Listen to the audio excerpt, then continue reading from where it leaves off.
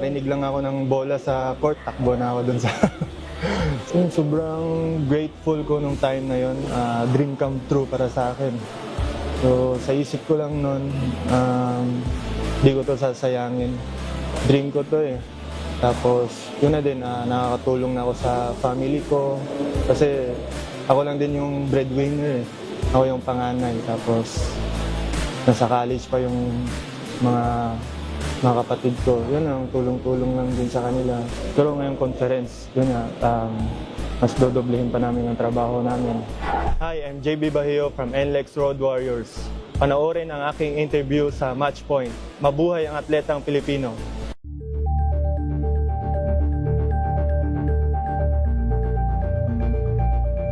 Saturday.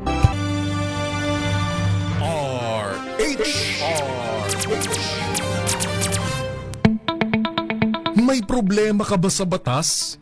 Hihimayin yan ng kumpanyera ng bayan.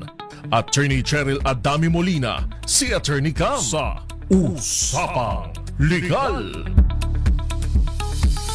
Usapang Legal.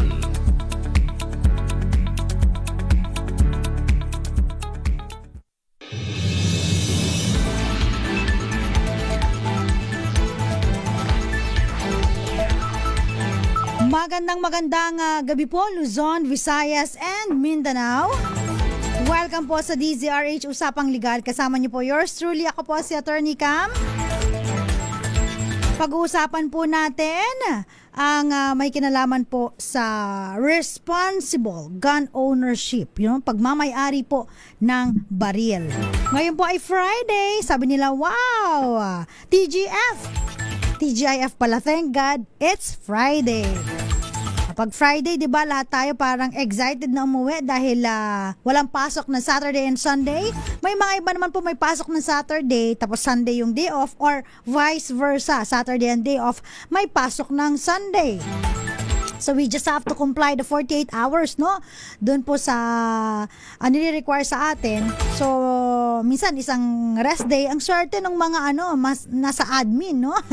Sila po walang pasok Saturday and Sunday. Pero kapag nasa operations ka, may pasok ka hanggang it's either Saturday or hanggang Sunday ka, Saturday ang day off mo. Pero it's okay. Basta importante, kailangan tayo magpahinga, mag-rest, ayan. Tanggalin ang mga stress, lalong-lalo na, no, sunod-sunod yung mga nababalitaan natin. Nakakalungkot man, no, lalong-lalo sa mga magulang ng mga nasawi sa mga paaralan, no. Biruin mo, nasa paaralan lang, tapos expected mo na ang mga anak mo ay safe, pero meron palang mga ganitong mga pangyayari. Alam niyo, sa totoo lang, nung mga panahon pa, noong 90s, no, iba talaga ang turo sa Pilipinas, no? May mga teacher talaga makikita mo mahigpit. Ang mga estudyante takot sa mga teacher. Ano po? Ngayon po kasi, with all the laws, no, na na-implement, may mga nakakausap tayo na may mga guro na po na parang takot na silang gumalaw, takot silang manita, takot silang disiplinahin ang mga bata dahil maaaring ma-forfeit, no, ang kanilang mga benefits, matanggal sila sa trabaho. So hinahayaan lang nila na kung matigas ang ulo, bahala na, kasi parang laging parents dapat ang magdisiplina sa mga anak. Pero sabi ko nga sa inyo, di ba, ang mga teacher natin, pag naging sila po, no, ang naging pangalawang magulang ng ating mga anak pagdating sa eskwelahan, so dapat meron din silang power to discipline, no? Kaso nga lang, again, ang mga teacher ngayon nag-a-adjust na sila, depende daw sa mga estudyante, no, ng henerasyon. Kaya ngayon umuuso ngayon sa mga social media platforms yung mga nauso na mga teacher na nambabato ng chalk daw dati, eraser, pero tumibay daw sila, wala silang asthma, gano'n. Akaloka. Depende pa rin po, no? Pero ngayon meron pong sikat na Korean drama, no? na may kinalaman po no sa mga empowered at saka yung parang yung mga estudyante na ang tingin nila sa sarili nila ay superior sila no in every other way because they know their rights no kasi dahil nga woke na sila, alam na nila ang kanilang mga karapatan, so medyo medyo iba na yung kanilang behavior. So, teach you a lesson if I'm not mistaken. At because of that, number one siya no sa Netflix, especially dito sa Philippines no. Because maraming nakaka-relate na may mga ganito talagang pangyayari. And in fact, if I'm not mistaken, doon sa Korea, no, mukhang nire-review nila ngayon yung mga patakaran nila na na-implement, no, sa mga kabataan. Kasi nga, baka naman too much, no? At especially, ang isa pang social media na yan, alam naman natin, nag-ugat itong mga barilan sa mga eskwelahan dyan sa US, no? Napapanood natin. Hindi lang sa US, sa ibang bansa din po. And then eventually, nagulat tayo, meron na din sa Pilipinas, no? Parang hindi kasi nature, no? Ng isang Pilipino na gawin yun, no? Kung ikaw ay responsabling magulang, alam mo kung paano disiplinahin ang iyong mga anak, so hindi maaaring mangyari yung mga ganito, no? Kaya naman malaking usapin, no? Ngayon pinag-uusapan din yung criminal liability, no? About na mga batang nakakakumit po ng ganitong crimes, no? At yung Juvenile Justice Act natin. At medyo it's high time siguro na yung ating Congress bisitahin uli ito. Baka naman tignan ninyo, no? Kasi maganda sana po yung magandang yung wisdom niya behind, no? Na yung mga nakakagawa ng krimen ay sabi nila i-reform natin, no?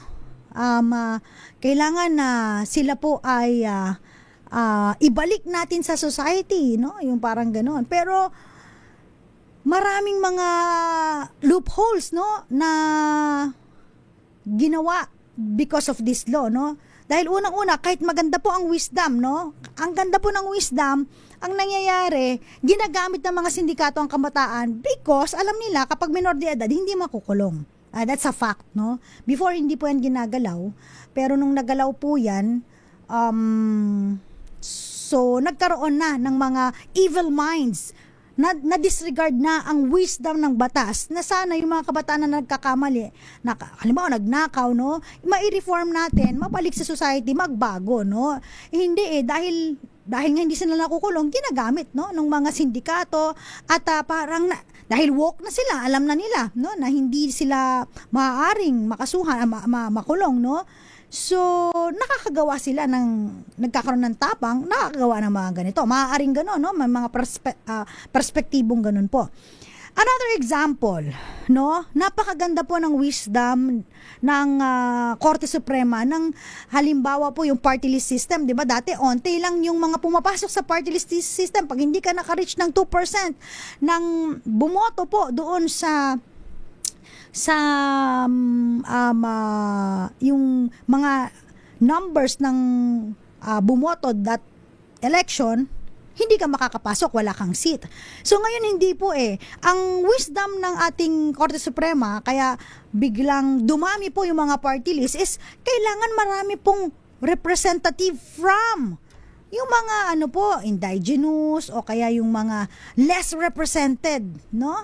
Kaso nga lang, na-overcome na naman yung wisdom na yon dahil nakakita na naman ng evil mind ang mga ibang tao na kung saan yung mga kamag-anak ng congressman, bato-bato sa langit, no? Tamaan, wag po kayo magalit, na hindi makakapasok sa ibang position, so gumagawa ng sariling party list at may mas malaking chance pa na makapasok, no? Dahil irarank sila. So, yung kakulangan, pupunuin, no, sa Congress. Kaya marami po tayong mga party list representative. Tapos, kung titignan niyo, yung kanila bang nire-representa ay talagang nire-represent nila, no?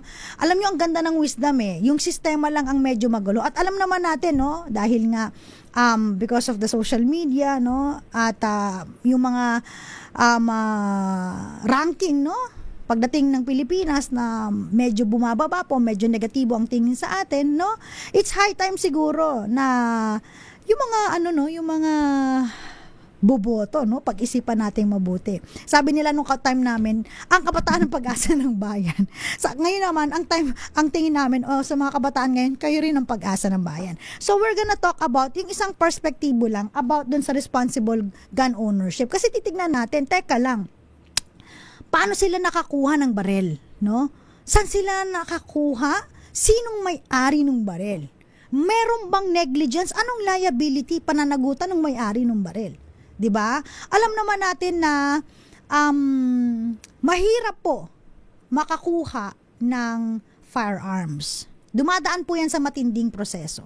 Except otherwise, kung ikaw ay man in uniform, ikaw po ay nagtatrabaho bilang peace officer, police, NBI, AFP, at kung saan-saan pa, no, maaari kang magkaroon, no, ng iyong sariling firearms. Now, yung mga civilian naman po, na gusto rin magkaroon ng firearms, na pinapayagan, ay dumadaan po sa rigorous process yan.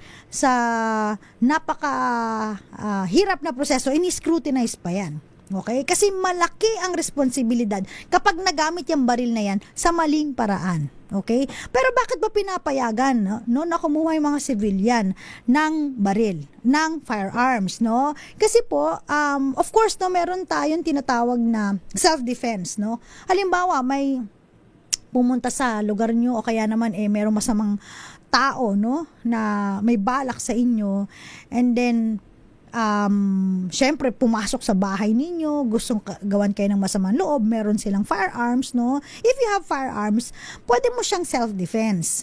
Kasi hindi mo siya pwedeng gamitin sa ibang pamamaraan kundi self-defense, no? So kasi hindi naman po lahat mababantayan po nung mga kapulisan ang bawat bahay. Alang ang bawat bahay meron niyang mga pulis, of course not. So binibigyan tayo ng karapatan na idepensa ang ating sarili, no? Kapag merong imminent danger, no?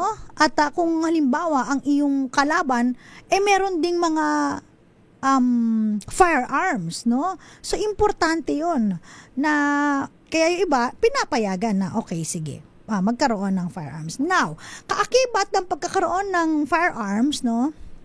Dapat malaman mo ang responsibilidad ng ganyan. Katulad niyan, yung nangyari, no, sa Tacloban, no? Saan nakuha? Paano nakuha? Pero walang nagtatakel. Anong responsibilidad nito ngayon ng mga may-ari, no? Firearms na yan, no? Sana magkaroon ng pagbabago, no? Kasi ngayon, lahat ng mga eskwelahan, especially public, bago pumasok, kailangan na talagang i-check, no, yung mga bags nila. Dati kasi, syempre, iisa lang yung guard dyan, at ang daming estudyante, hindi naman niya ma-check lahat yan. Ngayon, dahil dyan, syempre kailangan na pumasok ng mas maaga ang mga estudyante ngayon. Dahil doon nga sa pag-check nung kanilang gamit, mas tumatagal yung pagpunta sa room nila. Dahil nga, because of the, yung pag-check doon sa mga bags nila. Yung may kakilala ako na dati napasok ng alas 7, no? Ngayon, parang 6:30 kailangan nandun na siya kasi nga pipila siya dun sa may pag-check ng bags, no? Ay, kaya kakaiba na, no? Iba na yung nangyayari ngayon. Sana maging eye-opener ito sa mga congressman natin, no, na gumagawa ng batas. Silipin kung merong kailangan amyendahan at tignan kung may kailangan ipasang batas na maaaring magprotekta pa, no, sa ating mga kabataan.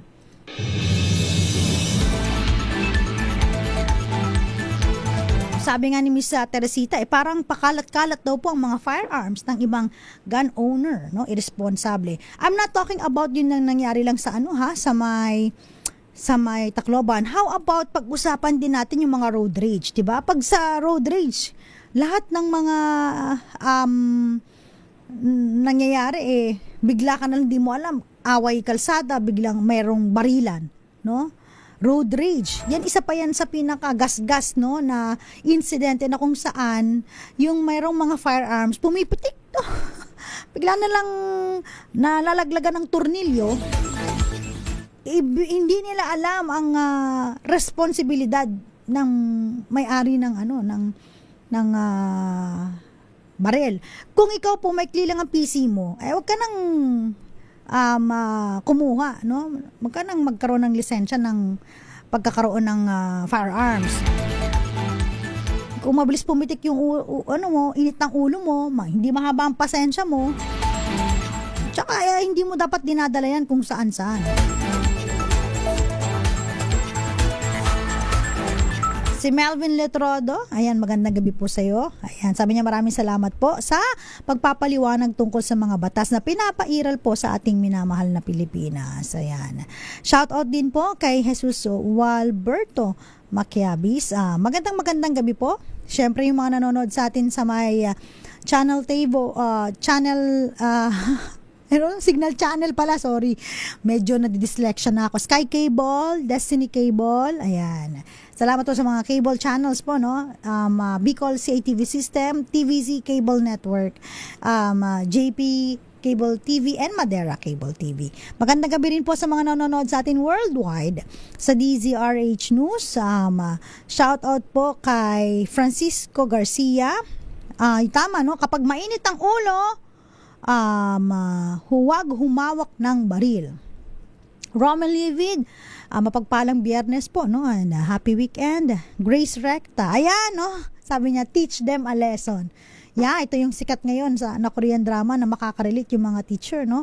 Na sobrang empowered ng mga estudyante. Gael Enriquez, trending daw yang teach you a lesson. Naldo lang, ayan. Jerry, magandang gabi. Margarita Guevara, Michael Manalo, dyan po sa Las Piñas. Kamusta? Umulan din po ba dyan? Dito po sa may Pasay, medyo umulan, tsaka sa bandang parte ng Cavite, no? Francisco Garcia, at Violeta Sombrano, magandang gabi po. Babalik po tayo, ilan po munang mga paalala dyan lamang po kayo. Nakakasama pa rin po, syempre ako po si Attorney Cam para sa DZRH Usapang Ligan, Usapang Firearms tayo ngayon. Oras po natin, 6:56 na po ng gabi.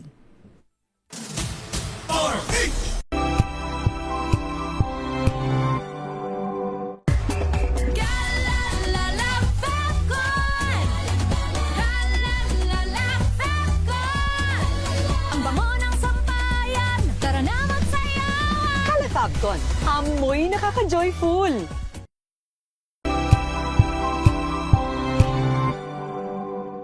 Maagang balitaan, maagang usapan sa mga issue at balita. Kasama si Kuya Angelo Palmones sa Magandang Umaga Pilipinas. Mula Lunes hanggang Biyernes. Angel po si Angelo Palmones, nag-iiwan sa inyo na isang magandang umaga. Maraming salamat. Life goes on! Nine, good morning, Lakay. Good morning, Sister Ann. At good morning. Magandang mainit na umaga. Angel po si Angelo Palmones, nag-iiwan sa inyo na isang magandang umaga. Maraming Sa salamat. Pilipinas, una sa Pilipino.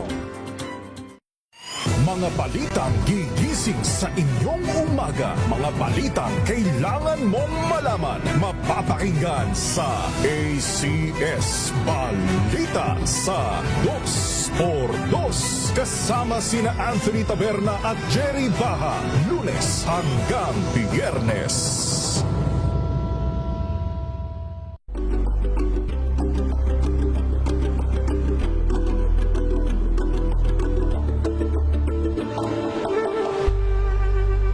Alamin ang mga maiinit na isyung pambayan, mga balitang kailangan mong malaman, usapin sa pamahalaan, politika, ekonomiya at kabuhayan. Ito ang mga dapat mong malaman, pakialaman at pag-uusapan dahil kayo ang tinig ng mamamayan dito sa Damdaming Bayan. Live sa DZRH Radio, DZRH TV at DZRH Digital. Kasama sina Lakay, Deo Macalma at Elaine Apit. Araw-araw, Lunes hanggang Biyernes. Damdaming Bayan.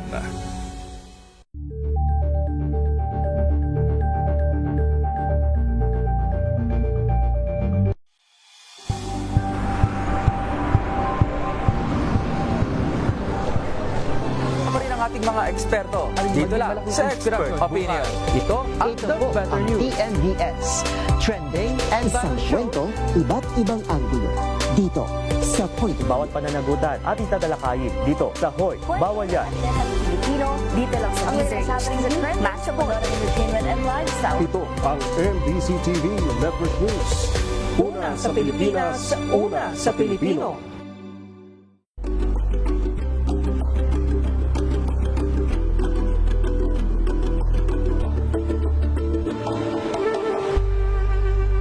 Tumunog na ang gandingan para sa kalikasan. Ang itinanghal bilang Best AM Radio Program Host ay si Cesar Chavez para sa special on Saturday ng DZRH.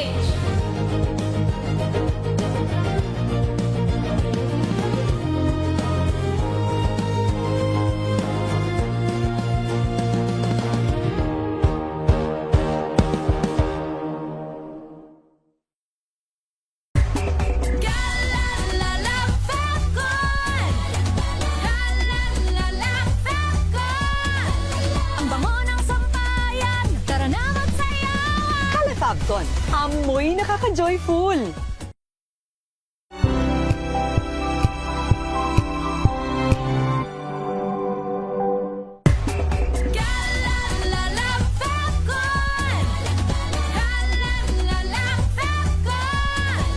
Ang bango ng sampayan, tara na magsayawan. Calefabcon, amoy nakaka-joyful.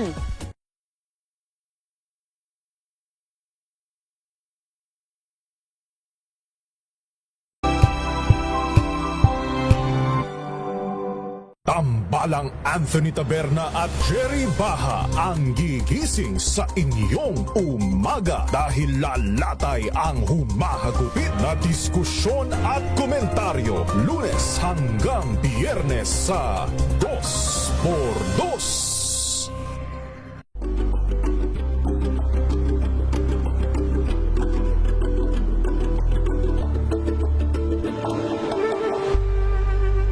Ito ay bunsod ng naitalang 17. Simula pa lang, siguraduhing max protection na. Kasi pag kulang ang proteksyon, baka madaling masira. Sa ngipin, dapat may max protection din. Max sa halaga ng unique toothpaste. With Max Protect Formula, help stop cavities before they start, while keeping breath fresh. Try unique maximum fluoride protection para max alaga, max protektado. ACS. Wow, ang saya. Isang barangay na labada, puro mancha pa. Goodbye, pahinga. Mommy, isang laba lang yan sa Pride Bar Blue. May powerful stain-away enzymes na malupit sa dunit mancha. At di masakit sa kamay. Isang laba lang yan. Hello, pahinga. Hello, Pride Bar Blue. ACS. Tanggaling-galing mo. Smart dishwashing paste ko. Pritong ulam na masebo. Plato ng kaldero. Tanggaling for everyday. Ganyan pag smart ang dishwashing paste. May double tanggaling formula. Tanggal ang sebo, tanggal ang bakterya. Pahit para walang bahid. Linis fantastic sa metal at plastic. Number one ko to. Tanggaling-galing mo. Smart dishwashing paste. ACS. May nagbago. May arte. May budget. Kala nyo lang yon. So solid. White Rose Papaya. Wow. White Rose. White Rose Papaya. Wow. White Rose.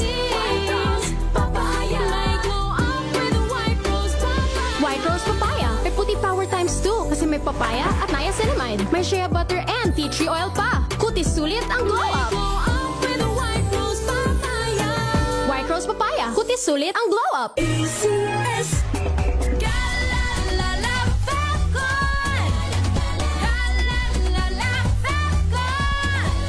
Ang bango ng sampayan, tara na magsayawan. Calefabcon, amoy nakaka-joyful.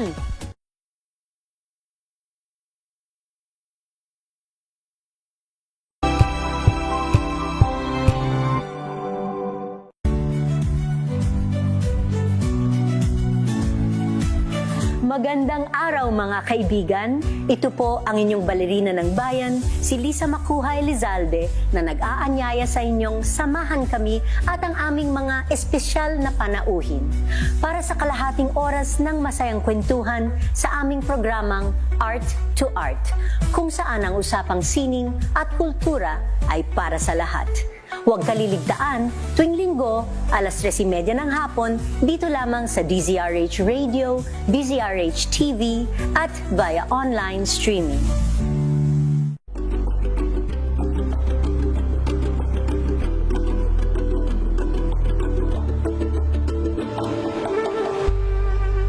Curious ka ba sa maraming bagay?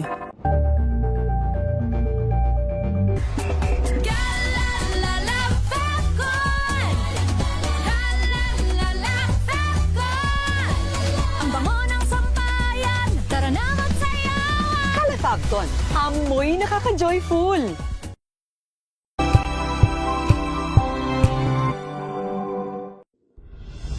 Tuloy-tuloy ang pagtulong, tuloy-tuloy ang pagseserbisyo, at tuloy-tuloy ang balitaan kasama si May Binauhan sa Operation Tulong mula Lunes hanggang Biyernes.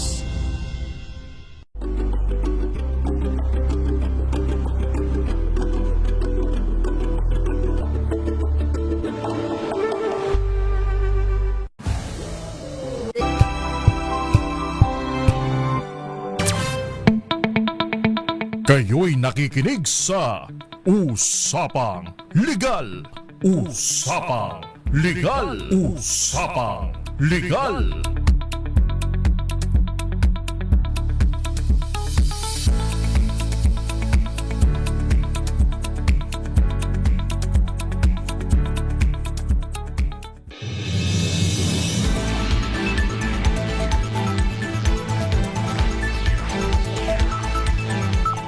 DZRH, Usapang Legal. Kasama po yours truly, ako po si Attorney Cam. Huwag niyo pong kalimutan, malapit na po ang ating celebration ng 87th anniversary. So marami po kaming mga activities na inihanda sa mga makakabisita po dito sa aming istasyon. Malapit po sa Star City at Aliw Theater. So meron kaming stickering campaign dyan. Dikit lang kayo ng sticker. Pwede pa kayong manalo ng 1,000 pesos. Cash prize po yan ha. Ganun din po ng grocery items, mga merch namin, at mamimigay din po kami ng radyo. Ayan. So marami po, pwede kayong magpa-meet and greet. At saka po pwede po kayong of course, mag-TikTok challenge, no? May prize din kami dyan, 2,000 pesos. No? So marami kaming ipamimigay para lang po sa inyo. Kaya excited na po yung lahat. July 14 po yan, bisperas po ng aming anniversary, and then July 15 po yung mismong anniversary po. July 16, birthday ng aming mayor ng Star City. Happy birthday, Lakay Deo, in advance, yan. Alright, so pinag-usapan po natin na may kinalaman po sa firearms, no? Yung responsable at pananagutan po ng mga may-ari ng baril. Yan. Nandiyan naman po yung ating Comprehensive Firearms and Ammunition Regulation Act, no? Na kung saan po, no? Kailangan po na bago kayo magkaroon ng firearms o baril, no? Sabihin na natin, meron po yung requirements para kayo ay magkaroon ng lisensya. So kala nyo lisensya lang ng pagdadrive ang kailangan dito. Lisensya rin po ng pagkakaroon ng firearms, no? License to own and possess. So iba si own, tapos iba rin yung magpo-possess, no? So license to own and possess. So importante magkaroon ka ng lisensya ng pagmamay-ari. At syempre yung possess is yung meron kang kakayahan na of course magkaroon nito, mahawakan ito. Okay? Ito yung tinatawag natin na LTOP. Pero pag in-spell po yung LTOPF, License to Own and Possess Firearms. Nakita na ako ng ID nito, yung mga meron pong lisensya, no? Na sila po ay pinapayagan na magmay-ari at humawak ng baril, no? At lahat po ng mga firearm na pagmamayari po ng mga individuals, no? Dapat po ay nakarehistro sa National Police Firearms and Explosive Office, no? So kailangan sa PNP meron silang rehistro, nakalagay doon na ito yung mga inisyuhan ng baril, ng LTOP, ng lisensya para magkaroon at mahawakan, no, itong mga firearms na ito. So halimbawa po, no, nawala niyo yung firearms o kaya naman ninakaw. Ayan, no? So importante po na kapag nawala o may probability na ninakaw, dapat po ninyo itong i-report agad-agad, no? Especially dun sa sinasabi nating PNP FEO, yung Philippine National Police Firearms and Explosive Office, no? So importante, ikaw na may-ari niyan, i-report mo. Halimbawa, hindi ka makaalis for health reason o kaya pwede ba na may representative? Yes po, pwede po, no? So, kailangan importante ma-notify ang kapulisan na nawawala o maaaring ninakaw ang iyong baril or firearms, no? Kailan ba dapat to i-report? Immediately, as soon as possible, na malaman mo within 24 hours, dapat ma-report mo agad. Importante to, critical, kasi kapag di ka naka-report, meron kang pananagutan. Dito pa lang no?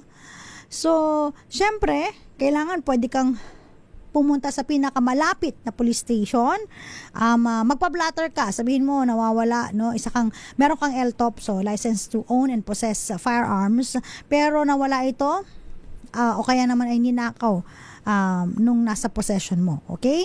So ilalagay mo kailan, saan nangyari, ano yung mga sirkumstansya, paano siya nawala, kailan mo na lamang nawala siya, saan mo nalaman, anong oras mo nalaman. So importante yan. Tapos ilalagay mo din yung mga pertinent details niyan, kasi parang sasakyan din yan.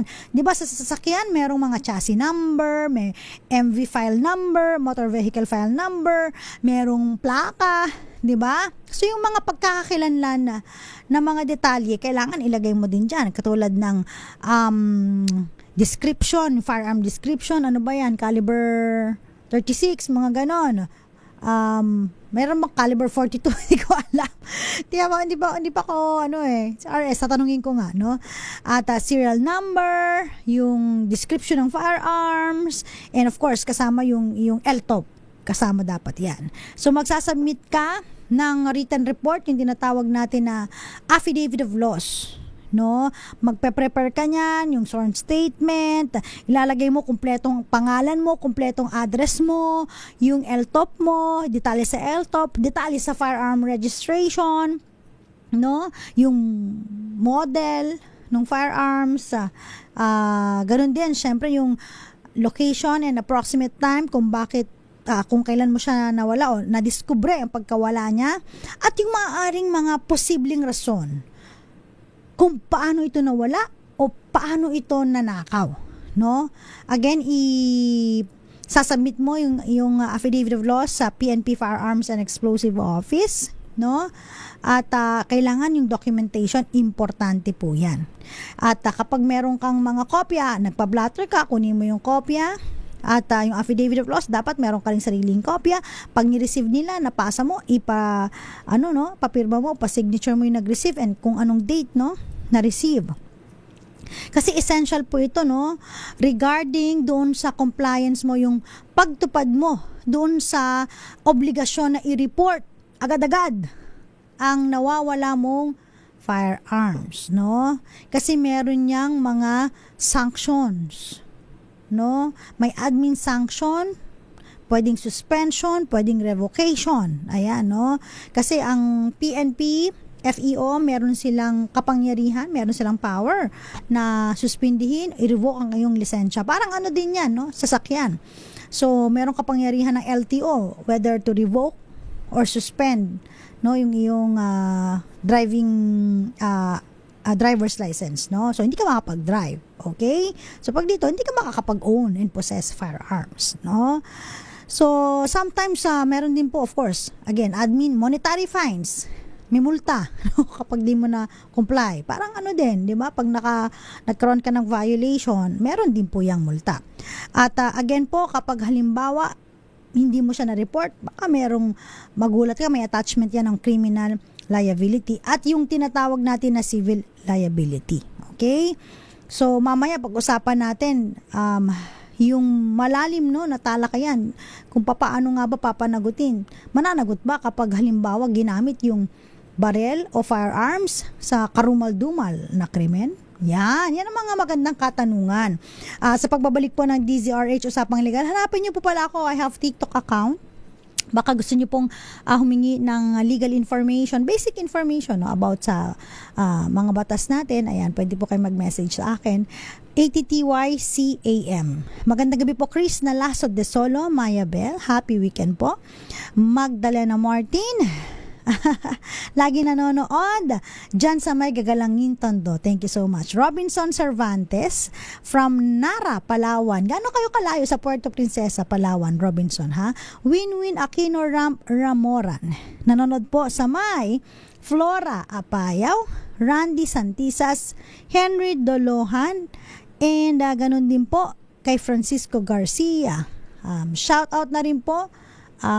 Batiin natin yung mga nanonood sa ating Facebook account. Meron din po akong Attorney Cam account. So kung gusto nyo pong tignan, silipin nyo lang po. Ayan. Shout out po sa nanonood sa atin, Mama Hobita, Papa Will. Of course, kay Nanay Connie, ayan po, sa Catanduanes, and kay Tita Erlinda Agloco, Bon Voyage, no? Kay Reggie Mangoma, no? Pupunta siya sa China, tama ba? China, okay? Babalik pa tayo lang po muna mga paalala, dyan lamang po kayo. Nakakasama niyo pa rin po ako po si Attorney Kama para sa DZRH Usapang Legal. Oras po natin, 16 na minuto na, makalipas po ang alas 7 ng gabi. Ang oras na yan ay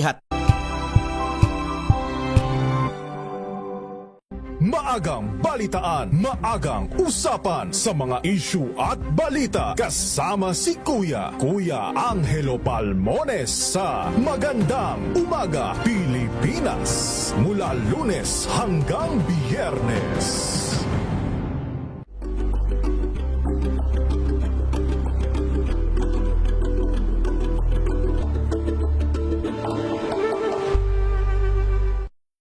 Mga balitang gigising sa inyong umaga. Mga balitang kailangan mong malaman. Mapapakinggan sa ACS Balita sa 2x2.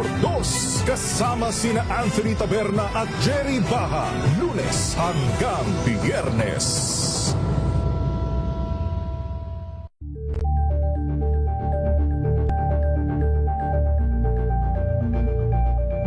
Alamin ang mga maiinit na May nagbago, may arte, may budget.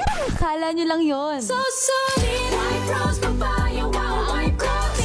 White Rose Papaya, wow, White Rose. White Rose Papaya. May glow up with White Rose Papaya. White Rose Papaya. May puti power times 2 kasi may papaya at niacinamide. May shea butter and tea tree oil pa. Kutis sulit ang glow up. Glow up with White Rose Papaya. White Rose Papaya. Kutis sulit ang glow up. ACS. Galalala, Falcon. Galalala, Falcon. Ang bango ng sampayan. Tara na magsayawan. Calefacton, amoy nakaka-joyful.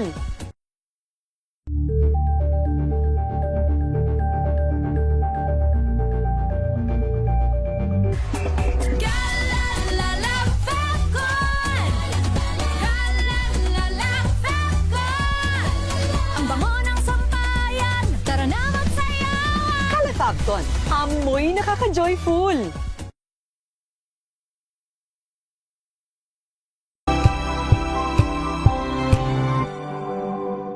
Tumunog na ang gandingan para sa kalikasan. Hello, Washi! Laundry day na naman! Yay! Anong meron? Mancha ng chocolate, putik, may libag pa. Kaya natin yan! With Pride Washing Machine Detergent, may triple stain away formula. Tanggal ang makapit, madikit, at madupit na dumit mancha. Kaya easy-easy ang labada. Mula noon hanggang ngayon. All you need is pride. All you need is pride.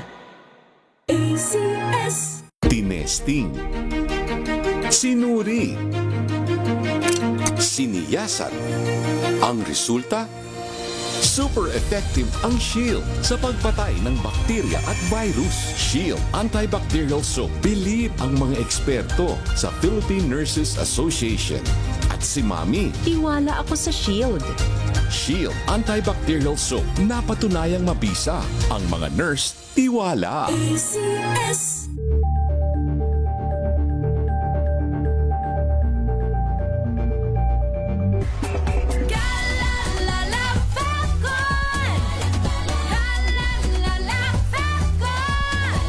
Ang bango ng sampayan, tara na magsayawan. Calefabcon, amoy nakaka-joyful.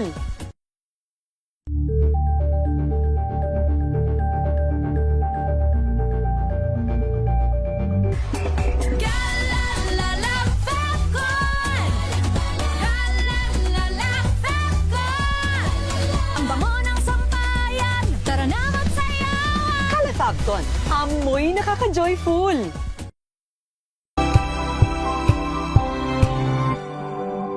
Tambalang Anthony Taberna at Jerry Baha ang gigising sa inyong umaga dahil lalatay ang humahagupit na diskusyon at komentaryo Lunes hanggang Biyernes sa 2x2.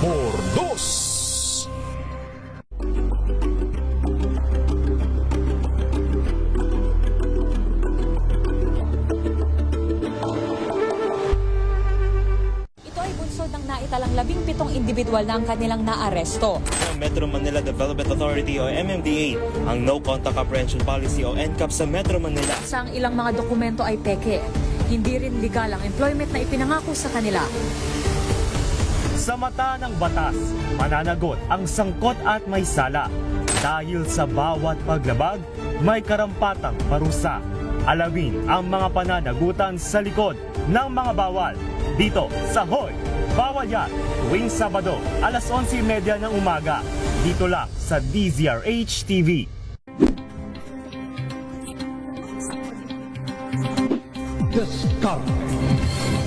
At maraming salamat po sa mga inyo na ang Agri-Ascenso hanggang sa susunod na sa 4:05 na po ng inyong paboritong programa ang DZRH Boom Balita ngayong araw ng Sabado.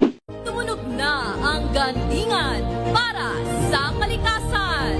Ang nagkamit ng parangal bilang Best News Anchor ay walang iba kundi si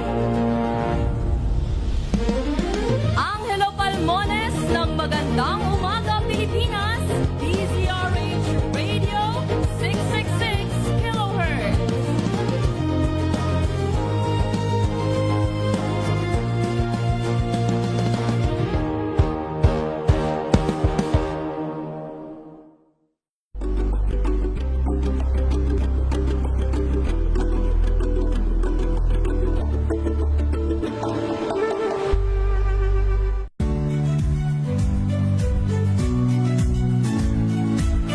Magandang araw mga kaibigan.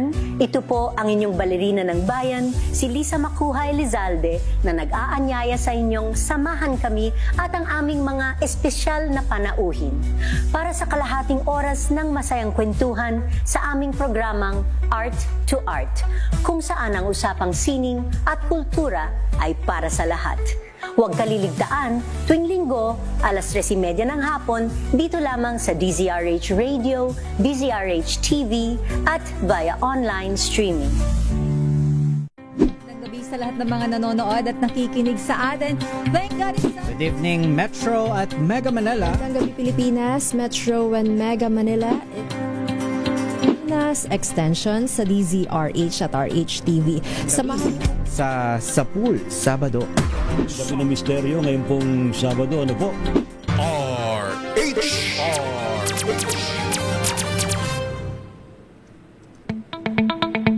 Kayo'y nakikinig sa Usapang Legal. Usapang Legal. Usapang Legal.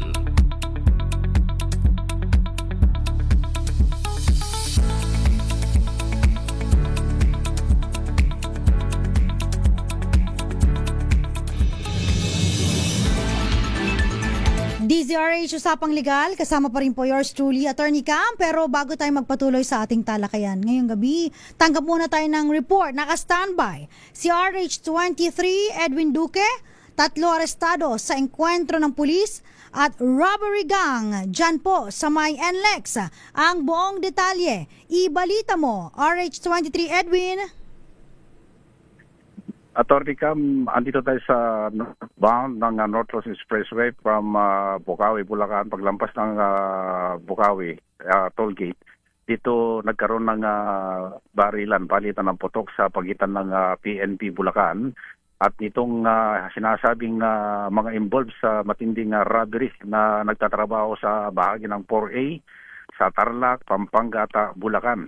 Yung van na sinakyan nila, paglampas ng toll gate, dito na nagkaroon ng pursuit operation ang PNP at dito naharang. Nung naramdaman nila nga naharang ay dito sa PNP, ay biglang kinabig yung van at bumangga sa may pinaka-concrete barrier nitong North Luzon Expressway at wasak yung harap ng van habang yung dalawa ay nakaposas ngayon sa tabi ng gray na highest van, habang yung isang nakatakas ay nahuli pa rin sa kanilang palap operasyon. Sa initial information ng Bulacan PNP, habang abala itong, at ito yung tatlong provincial director, ang provincial director ng Tarlac, siya Police Colonel Harry Lorenzo, ang Police Provincial Director ng Pampanga, siya Police Colonel David, ang Police Provincial Director ng Bulacan, siya Police Colonel J.B. Bayan, andito dahil itong tatlong Provincial Director ay nagtulong-tulong para sa wetline dahil sakit daw sa ulo nila itong mga sakay nitong van na nakaposas ngayon at dito nga naharang, kaya naging accomplishment nila ngayon dahil itong mga suspect daw, attorney, ay sakit na rin sa ulo sa bahagi ng 4A, pero dito sila trumabaho at dito sila nalansag ngayon sa bahagi ng Bulacan. Kaya abalang-abala pa itong Bulacan PNP, pero punong-puno na halos sa kagawad ng PNP at mga nakasibilyan itong northbound ng North Luzon Expressway dito sa may bahagi ng Bukawi Tollgate. Dahil patuloy pa rin yung investigasyon habang bantay sarado itong tatlong mga suspect na nakaposas at nakadapa dito mismo sa tabi ng van na bumangga sa dito sa may concrete barrier. Mamaya ay alamin pa natin kung sabi nila is 35 robbery case itong kinakasangkutan ng mga ito mula 4A, Tarlac, Bulacan, Pampanga. At buti na lamang daw ay naaresto sila at naharang dito sa may lampas ng tollgate ng Bukawi, Bulacan. At ito na nga, hanggang ngayon ay hindi pa rin ito nadadala, pero mamaya tabayan natin dahil busy pa itong siya Police Colonel J.B. Bayan, ang Provincial Director ng Bulacan, dahil tulong-tulong sila dito para ma-arrest at masawata nga itong tatlong suspect na sinasabing sangkot sa napakaraming robbery case, hindi lang sa 4A, Bulacan, Pampanga at Tarlac. Itong pinaka 1, 2, 3, 4, 5, 6, 7, pitong toll gate, toll booth, sarado na ito. Yung galing ng Pampanga to Manila ay yung parting south ang ginagamit. Itong pitong magkakatabi ay sarado na dahil naakupan ito ng mga sasakyan ng PNP at mga operation officer para masauli itong suspect. Kaya inasahan hanggang mamaya pa ito pwedeng daanan. Kaya yung banda roon, yung natitirang mga, kung di ako magkamali, mga mahigit 10 toll boat ay yun lang ginagamit. Kaya yung galing ng Bukawi, Bulacan papuntang Maynila ay mahaba yung dali ng trapiko dahil 7 yung hindi ginagamit ngayon na toll boat o papuntang Maynila. Okay. So mamaya, attorney, babalik tayo kaugnay pa rin sa iba pang detalye nitong pagkaka-aresto na matapos ang nangkwentro dito sa may toll gate ng Bukawi, Bulacan. RH23, Edwin Duque, nagulat sa DZRH, una sa Pilipinas, una sa Pilipino. Maraming salamat, RH27. 20. Iba yung inisip ko, sinodche ka kasi inisip ko. Oo, si RH23, Edwin Duque. Ayan, thank you, Edwin. Na-miss ko yata si Noche Kakasa. Ay, nag-report sa atin si Noche. Anyway, puntahan naman natin itong ating papromo pala. Nako, napakabilis ng oras. Makinig maigi! Ito na ang chance mo na manalo ng instant 500 pesos kapag narinig mo na ang mahiwagang kring kring. Tignan mo na ang iyong cellphone, baka ikaw na ang susunod naming winner sa kring kring panalo malakas sa telepono. Para sumali, bisitahin ang Facebook page ng DZRH, fill up pa ng Google Sheet na nakapin sa DZRH FB page at hintayin ang aming tawag sa telepono. Kring kring na! Meron na tayo natawagan. Kausapin na natin siya anong pangalan at saka taga saan siya. Magandang gabi po. Magandang gabi po. Anong pangalan po? Rafael po. Taga saan si Rafael? Sa Santiago po, Isabela. Santiago, Isabela. Ayan. Anong salita niyo dyan? Tagalog po. Ilocano, pwede rin po. Ayan, sige nga Maroka. Amuti Ilocano? Basit lang. Basit lang. Sige nga, batiin mo sila ng Ilocano Barok. Na aldag.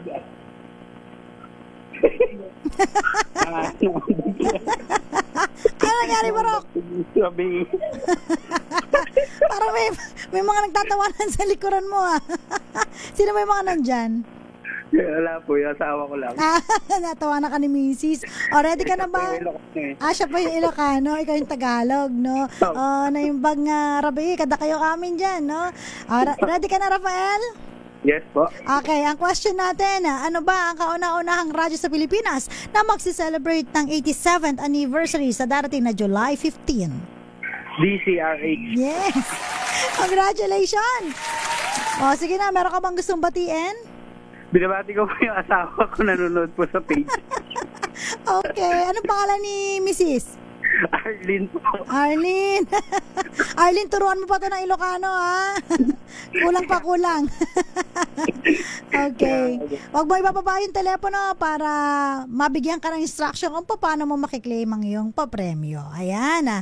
Muli po, no, napakabilis ng oras. Sa mga nagtatanong naman po, no, kung ano ba ang mangyayari, pananagutan, kung halimbawa, yung nawala pong barel, no, tas hindi na i-report agad-agad at mapapatunayan na maaaring merong negligence po, no, maaari kang maging liable civilly, especially dun sa mga naagrabyado o kung ito po ay ginamit sa krimen. Maraming salamat. Nakasama niyo po ako po si Attorney Cam para sa DZRH. Una sa Pilipinas, una sa Pilipino. Oras po natin, 7:31 na po ng gabi. Sumainyo ang mga dagdag kaalaman sa batas. Hatid ng kumpanyera ng bayan, Attorney Cheryl Adami Molina, si Attorney Cam sa Usapang Legal. Usapang Legal.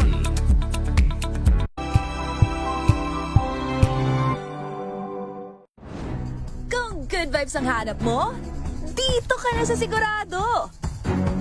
Mula sa mga istoryang nagbibigay ng inspirasyon hanggang sa mga kwentong may dalang solusyon. Mga balitang pampagaan, pakiramdam at pampaganda ng araw. Hindi lang ba sa good news, kundi